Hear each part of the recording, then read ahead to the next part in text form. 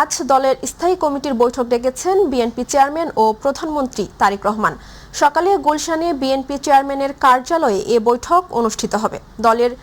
বৈঠকে দলের রাষ্ট্রপতি প্রার্থী চূড়ান্ত করা হতে পারে। জানা গেছে, রাষ্ট্রপতি নির্বাচন সহ সমসাময়িক রাজনৈতিক বিষয় নিয়ে বৈঠকে আলোচনা হবে। এদিন রাষ্ট্রপতি প্রার্থীর মনোনয়নপত্র দাখিলের শেষ দিন হওয়ায় বৈঠকে আনুষ্ঠানিকভাবে প্রার্থীর নাম ঘোষণা করা হতে পারে। গত রোববার প্রধান নির্বাচন কর্মকর্তার কার্যালয় থেকে রাষ্ট্রপতি প্রার্থীর জন্য দুটি মনোনয়নপত্র সংগ্রহ করেন জাতীয় সংসদের চিফ হুইপ নুরুল ইসলাম মনি ও প্রধানমন্ত্রীর রাজনৈতিক উপদেষ্টা রুহুল কবির রিজভী। গত বৃহস্পতিবার রাষ্ট্রপতি নির্বাচনের তফসিল ঘোষণা করে নির্বাচন কমিশন ইসি। কয়েকদিন স্বাভাবিক থাকার পর চট্টগ্রামে আবারও তীব্র গ্যাস সংকট দেখা দিয়েছে। এতে বাসাবাড়ির পাশাপাশি সিএনজি চালিত যানবাহনের চালকরাও পড়েছেন ভোগান্তিতে।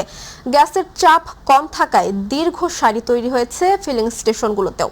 কেজিডিসিএল জানিয়েছে, চট্টগ্রামে প্রতিদিন প্রায় ৩৫ কোটি ঘনফুট গ্যাসের চাহিদার বিপরীতে পাওয়া যেতে পারে মাত্র 18 থেকে 19 কোটি ঘনফুট। ফলে চাহিদার প্রায় অর্ধেক গ্যাসের ঘাটতি তৈরি হয়েছে। কর্মকর্তারা জানান, বৈরী আবহাওয়ার কারণে মহেশখালীর টার্মিনালে নতুন একটি এলএনজিবাহী জাহাজ ভিড়তে না পারায় সরবরাহ কমেছে। সংশ্লিষ্টরা বলছেন, আবহাওয়া স্বাভাবিক হয়ে এলএনজিবাহী জাহাজ টার্মিনালে ভিড়তে পারলেই গ্যাস সরবরাহ বাড়ানো সম্ভব হবে।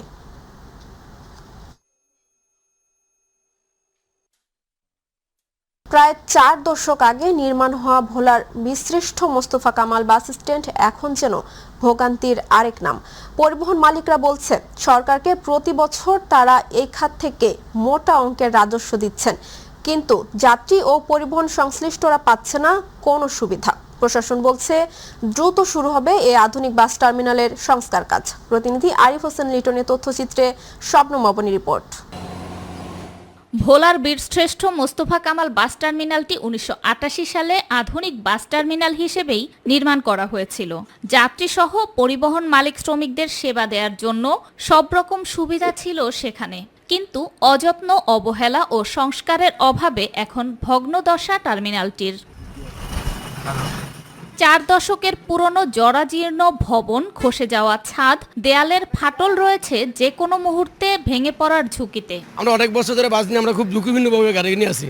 আমরা চরবন থেকে গাড়ি নিয়ে এলে আমরা রিমোতে ঢুকে আমাদের ফাতি ভেঙে যায়, টায়ার বাস্ট হয়ে যায়। আমাদের বাসগুলা চরপেশন থেকে আসা যখন ডিপুর ভিতরে ঢোকে, চরপেশন থেকে আসার পথে রাস্তা যে ক্ষতি না হয় তার চেয়ে বেশি ক্ষতি হয় ডিপুর ভিতরে। ডরে থাকি, গাড়ি নিয়ে এখানে থাকতে পারি না। এই বিল্ডিং নরম, হঠাৎ যে কোনো ভাঙ্গা ডিঙ্গা যেতে পারে, এই জন্য আমাদের জন্য খুব ভয়াবহ অবস্থা চলতে আছে। ডিপোতে গাড়ি প্রবেশ করার সব রাস্তা খানাখন্দে ভরা। চারপাশে ঘন আগাছায় মশা, মাছি ও সাপের উপদ্রব বেড়ে যাওয়ায় এখানে যাত্রীরা নিরাপত্তাহীনতায় ভুগছে। অভিযোগ রয়েছে, সন্ধ্যার পর নির্জন টার্মিনালটি মাদকাসক্তদের আড্ডাখানায় পরিণত হয়। মসজিদেও নামাজ পড়া যায় না, নামাজ পড়তে গেলে বৃষ্টিতে ভিজতে হয়, এমনকি শ্রমিকেরাও ভিজতে হয়, সাধারণ যাত্রী আসে তারাও নামাজ পড়ে, তারাও ভিজতে হয়। আমাদের গাড়ির ভিতর থেকে এখন যাত্রী মুখ ফিরিয়ে নিছে এক কারণে, আমাদের বাস টার্মিনালের পরিবেশ নাই বিদায়। রাস্তার উপর থেকে ওঠে, রাস্তার উপর থেকে নামে। তাহলে আমাদের যেভাবে আমরা ভালো থাকতে পারি, আমাদের যেভাবে ভালো রাখতে পারবেন, এই ব্যবস্থাটা আপনাদের মাঝখানে আমরা তুলে ধরতে চাই। বাস মালিক কর্তৃপক্ষ বাস টার্মিনালটির সংস্কার ও নতুন অবকাঠামোর দাবি করছেন অনেক আগে থেকেই।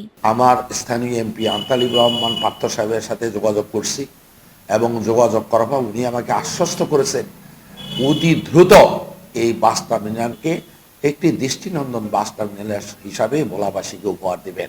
এদিকে স্থানীয় প্রশাসন জানিয়েছে, সংস্কার ছাড়াও নতুন একটি আধুনিক বাস টার্মিনাল নির্মাণের জন্য সংশ্লিষ্ট মন্ত্রণালয়ে ড্রাফট পাঠানো হয়েছে। সংশ্লিষ্ট সকলের সহযোগিতায় ভোলা পৌরসভা কাজ করে যাচ্ছে এবং আমরা আশাবাদী যে এই চলতি বছর ডিসেম্বর নাগাদ এই বাস টার্মিনালটির আধুনিকরণের কাজ শুরু হবে। প্রতিশ্রুতির ফুলঝুরি নয়, দ্বীপবাসী চায় দ্রুত একটি নিরাপদ ও আধুনিক বাস টার্মিনাল। কত দ্রুত এই দুর্ভোগের অবসান হবে সেটাই এখন দেখার বিষয়।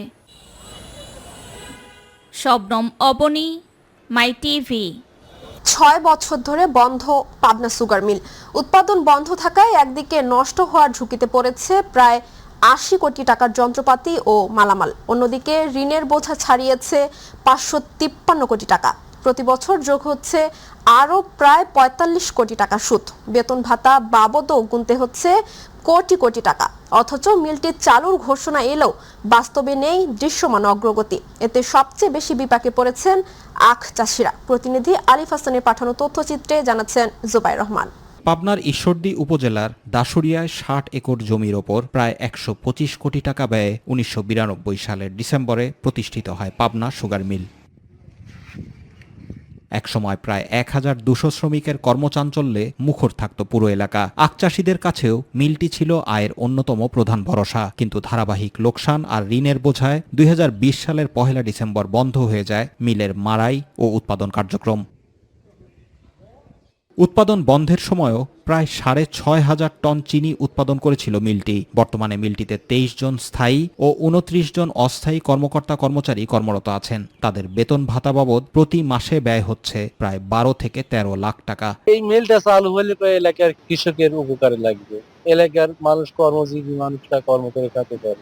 অনেক বেকার ছেলে এখানে চুক্তিভিত্তিক চাকরি করতো, আজকে চাকরি চলে যাওয়ার কারণে বেকারত্ব অবস্থায় অসহায়ভাবে জীবনযাপন করছে। উৎপাদন বন্ধের পর গত ৬ বছরে শুধু বেতন ভাতাতেই সরকারের ব্যয় হয়েছে ৮ কোটিরও বেশি টাকা। এর সঙ্গে যোগ হয়েছে ঋণের কোটি টাকার সুদ।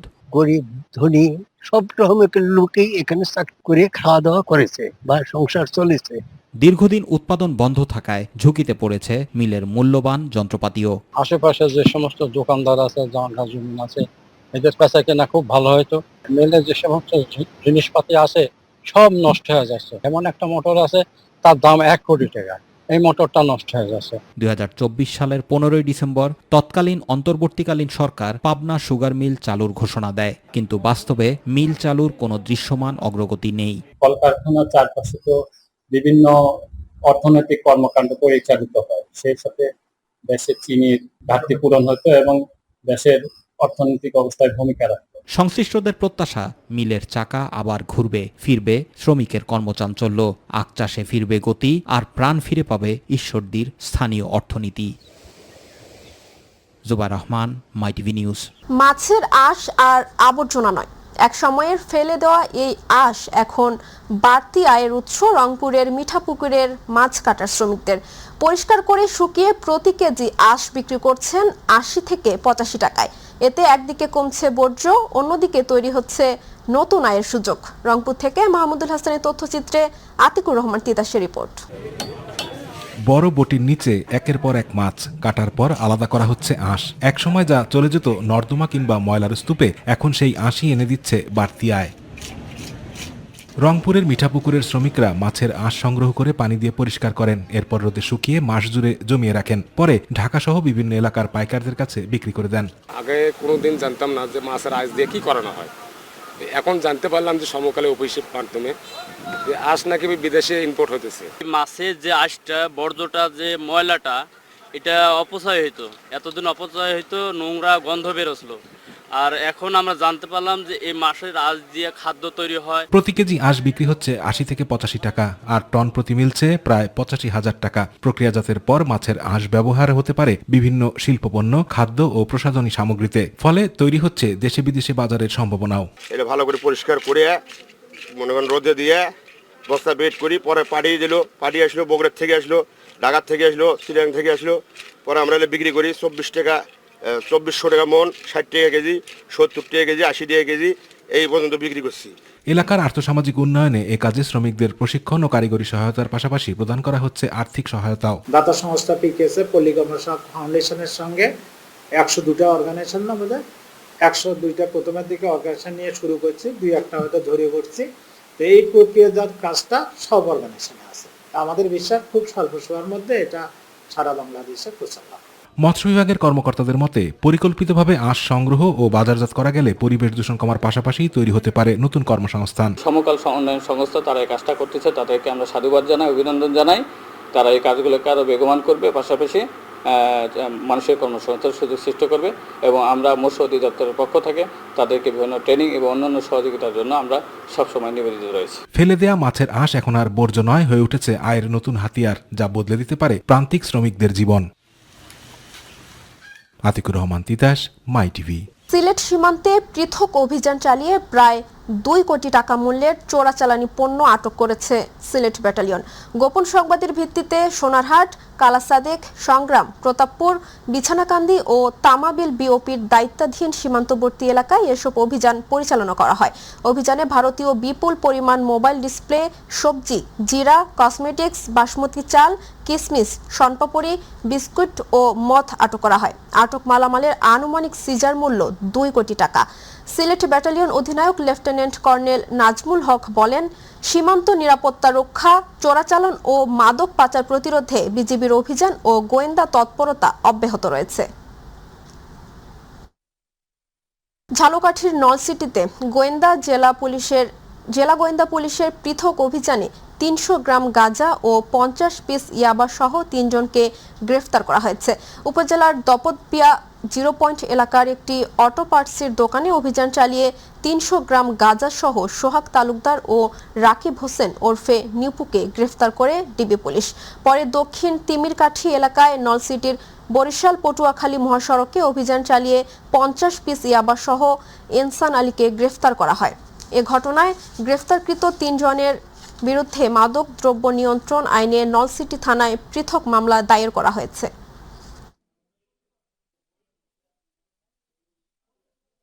চুয়াডাঙ্গার দামুরহুদা উপজেলার বিভিন্ন বাজারে অভিযান চালিয়ে 3টি প্রতিষ্ঠানকে 25,000 টাকা জরিমানা করেছে জাতীয় ভোক্তা অধিকার সংরক্ষণ অধিদপ্তর। অভিযানে সার, বীজ, হোটেল, ওষুধ ও মিষ্টি উৎপাদনকারী প্রতিষ্ঠান সহ বিভিন্ন ব্যবসা প্রতিষ্ঠান তদারকি করা হয়। মূল্য তালিকা প্রদর্শন না করায় কার্পাসডাঙ্গা বাজারের মেসার্স গাউসিয়া স্টোরকে 5,000 টাকা, আয়োডিনবিহীন লবণ ব্যবহার করায় দামুরহুদা বাজারের মেসার্স ভাই ভাই হোটেলকে 10,000 টাকা এবং লাইসেন্স ছাড়া দই তৈরি, উৎপাদন ও মেয়াদ উত্তীর্ণের তারিখ না থাকায় এবং অপরিচ্ছন্ন পরিবেশে মিষ্টি সংরক্ষণের দায়ে মেসার্স সেলিম মিষ্টান্ন ভাণ্ডারকে 10,000 টাকা জরিমানা করা হয়। চট্টগ্রাম বহির্নগরে বাংলাদেশ নৌবাহিনী, কোস্টগার্ড ও চট্টগ্রাম বন্দর কর্তৃপক্ষের যৌথ অভিযানে 50টিরও বেশি ফিশিং বোট তল্লাশি করে 24 জন জেলেকে আটক করা হয়েছে। কোস্টগার্ড জানায়, বহির্নগর ও কর্ণফুলী চ্যানেলে বাণিজ্যিক জাহাজ ও লাইটারের নিরাপদ চলাচল নিশ্চিত এবং চুরি প্রতিরোধে এই অভিযান পরিচালনা করা হয়। অভিযানে বহির্নগরে অবৈধভাবে অবস্থান করা ফিশিং বোট ও নৌযান চলাচলে প্রতিবন্ধকতা সৃষ্টিকারী বিভিন্ন ধরনের অবৈধ জাল শনাক্ত করে অপসারণ করা হয়। এ সময় আটক 24 জনকে বন্দর ম্যাজিস্ট্রেটের কাছে সোপর্দ করা হলে তাদের প্রত্যেককে 30 দিন করে কারাদণ্ড দেওয়া হয়। ফরিদপুরের নগরকান্দায় ঘুষ না দেওয়ায় ঠিকাদারকে মারধর করে হাত ভেঙে দেওয়ার অভিযোগ উঠেছে পৌর প্রশাসনিক কর্মকর্তা হুমায়ুন কবির ও তার সহযোগী মুসলিম উদ্দিনের বিরুদ্ধে।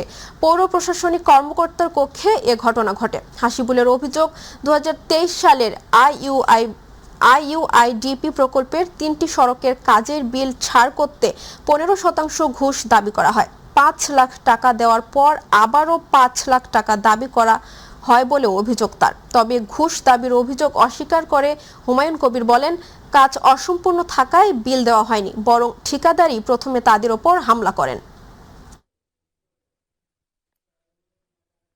চট্টগ্রাম বিভাগীয় শাখার অভিষেক উপলক্ষে নগরীর কাজীর দেউরিতে সংগঠনের কার্যালয়ে প্রস্তুতি সভা অনুষ্ঠিত হয়েছে।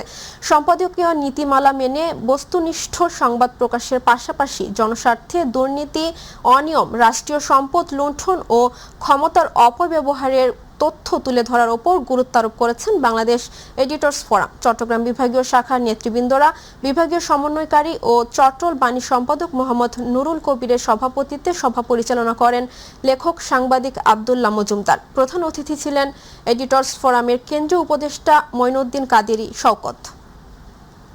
বরিশালের বাকেরগঞ্জ উপজেলার নিয়ামতি ইউনিয়ন বিএনপির সভাপতি সোহেল ফরাজির সামাজিক ও উন্নয়নমূলক কর্মকাণ্ড নিয়ে বিভিন্ন মহলে অপপ্রচারের প্রতিবাদে সংবাদ সম্মেলন অনুষ্ঠিত হয়েছে।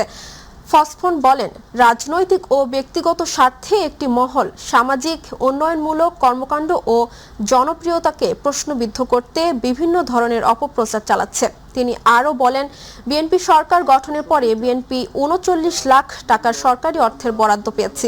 এই সরকারি বরাদ্দের কিছু সড়ক নির্মাণ কাজ বর্তমানে শেষ হয়েছে, বাকি সড়ক নির্মাণ কাজ চলমান রয়েছে। সংবাদ সম্মেলনে ইউনিয়ন বিএনপির নেতাকর্মী ও বিভিন্ন শ্রেণী পেশার মানুষ উপস্থিত ছিলেন। কুমিল্লার দেবিদ্বারে শাহাদাত জুট ইন্ডাস্ট্রিজ লিমিটেডের সাধারণ সম্পাদক মামুনুর রশিদ ও ক্রীড়া সম্পাদক সোহেল রানা শুভর বিরুদ্ধে মিথ্যা অভিযোগ ও সামাজিক যোগাযোগ মাধ্যমে বিভ্রান্তিকর প্রচারণার প্রতিবাদে মানববন্ধন করেছেন প্রতিষ্ঠানের বিপুল সংখ্যক শ্রমিক কর্মচারী সহ বিভিন্ন শ্রেণী পেশার মানুষ। উপজেলার জাফরপুরে ঢাকা চট্টগ্রাম মহাসড়কের পাশে ইন্ডাস্ট্রিজের সামনে প্রতিষ্ঠানের শ্রমিক কর্মচারীদের ওই মানববন্ধন করেন। মানববন্ধনে বক্তব্য রাখেন শ্রমিক নেতা ফয়সাল, জরিনা বেগম, আমেনা আক্তার সহ অনেকে। শরীয়তপুরের গোসাইরহাট উপজেলার কুচাইপট্টি ইউনিয়নে আদালতের নিষেধাজ্ঞা অমান্য করে জমি দখল ও পাকা দেয়াল নির্মাণের অভিযোগ উঠেছে স্থানীয় প্রভাবশালীদের বিরুদ্ধে। এ ঘটনায় গোসাইরহাট থানায় লিখিত অভিযোগ দেওয়া হয়েছে বলে দাবি করেছেন ভুক্তভোগী পরিবার। ভুক্তভোগী পরিবারের দাবি, আদালতের নির্দেশনা বাস্তবায়ন এবং জমি দখল ও নির্মাণ কাজ বন্ধে দ্রুত প্রশাসনিক ও আইনগত ব্যবস্থা নেওয়া হোক। ভুক্তভোগী পরিবার পুলিশ সুপারের কাছে ন্যায় বিচার চেয়েছেন।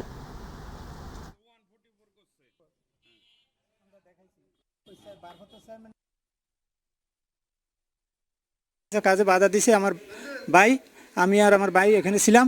আমার ভাই এখান থেকে আমার ভাইয়ের এই কূপ দিছে। আমাদেরকে এখনো হুমকি দামকি দিতেছে এবং কি আমাদেরকে রাত্রে এখনো কাজ করার জন্য ভয়ভীতি দেখাইতে আছে। 144 করার পরে এরা হেও মানে না লোক লস্কর লই আয়া মানে এরা জোরপূর্বক কাজ করবো, বাধা দেওয়ায় মানে এদের উপরে চড়াইয়া এদের উপরে গিয়ে মারপিট করছে। নওগাঁ সদর উপজেলার তিলকপুর ইউনিয়নে অসহায় ও হতদরিদ্রদের মাঝে চাল বিতরণ করা হয়েছে।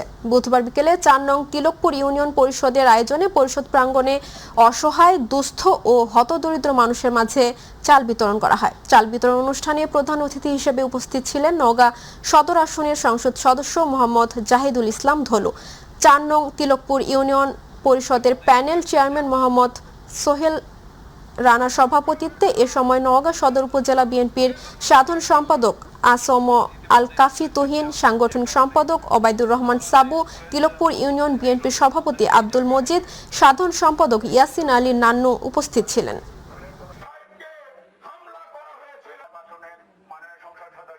কঠোর অধ্যাবসায় আর আল্লাহর বিশেষ রহমতে মাত্র 73 দিনেই পুরো কোরআন মুখস্থ করে কোরআনের হাফেজ হয়েছেন 13 বছরের অদম্য মেধাবী শিশু মুসাইব হোসেন। শিশু মুসাইব বরিশালের গৌরনদী উপজেলা গেট সংলগ্ন উবাই ইবনে কাব রাদিয়াল্লাহু আনহু হিফজুল কোরআন মাদ্রাসার হাফেজ বিভাগের ছাত্র এবং আগৈলঝাড়া উপজেলার ফুলশ্রী গ্রামের মিজানুর রহমান বেপারীর ছেলে। দ্রুত সময়ের মধ্যে পুরো কোরআন মুখস্থ করায় গতকাল রাতে মাদ্রাসার পক্ষ থেকে শিশু মুসাইবকে দেওয়া হয়েছে সংবর্ধনা। 5ম শ্রেণীতে পড়াকালীন সময়ে উপজেলা, জেলা ও বিভাগীয় পর্যায়ে মেধা তালিকায় অনেক পুরস্কার অর্জন করে মুসাইব। পরবর্তীতে পরিবারের সিদ্ধান্তে উবাই ইবনে কাব হিফজুল কোরআন মাদ্রাসায় ভর্তি করা হয় মুসাইবকে। 2 মাস 13 দিন অর্থাৎ 73 দিনে আল্লাহ তাআলা মুসাইবকে হাফেজ হিসেবে কবুল। আপনাদের সকলের দোয়ায় আমি 73 দিনে হাফেজ হয়েছি। মাত্র 2 মাস 13 দিনের মধ্যে কোরআন কারীমকে হিফজ করতে সক্ষম হয়েছে। একদিনের ভিতরে এক পারা মুখস্থ করে ফেলাইছে। এটা আল্লাহ তাআলার